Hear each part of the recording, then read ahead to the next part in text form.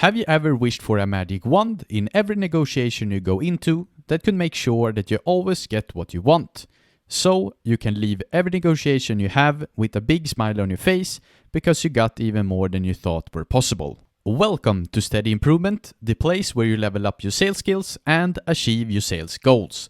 In today's episode, we're going to talk about a few strategies that will help you in every negotiation you go into, and we will give you the equivalent of a magic wand in the real world. So, if you want a life where you more times than not get what you want, stick around and we'll give you the tools in this episode. Imagine if you got offered $20 to go and buy coffee for your boss. You think $20 for 3 minutes of work would mean $400 per hour. Very nice.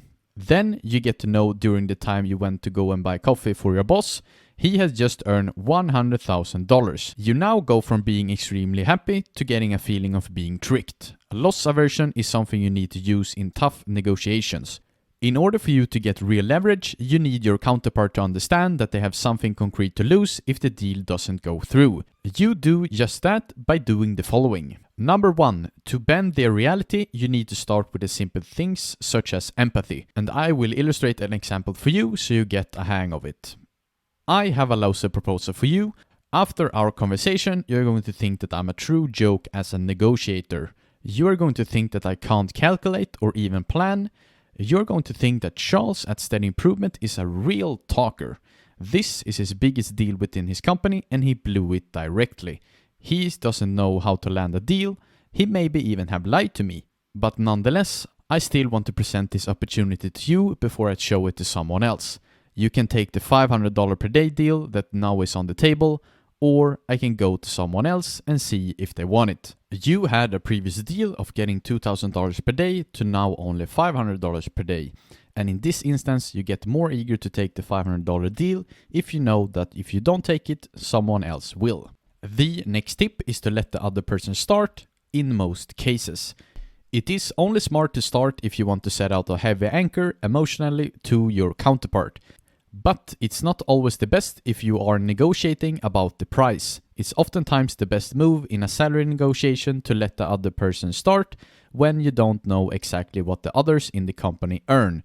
Be aware though, when you give others the opportunity to start, you give them an opportunity to throw out an extreme anchor, which will make them bend your reality instead. The next tip is to establish a range. Let's say that you think that you are worth $100,000 per year in salary, then you could say the following instead.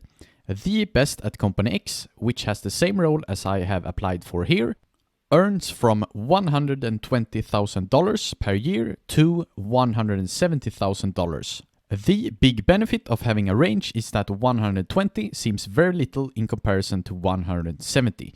What usually happens here is that the counterpart comes in with an offer that is close to the lower range and that is above what you just thought you were worth.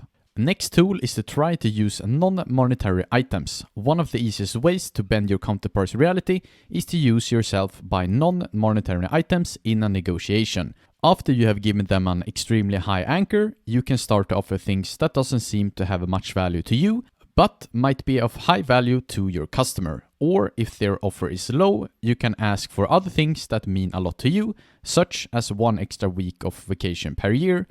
If you don't know what it can be, just throw something out there to get the conversation started. The last tip for today is when you're using numbers, use odd ones. Numbers that often ends with a 0 feels like you can negotiate on them, such as $3,000.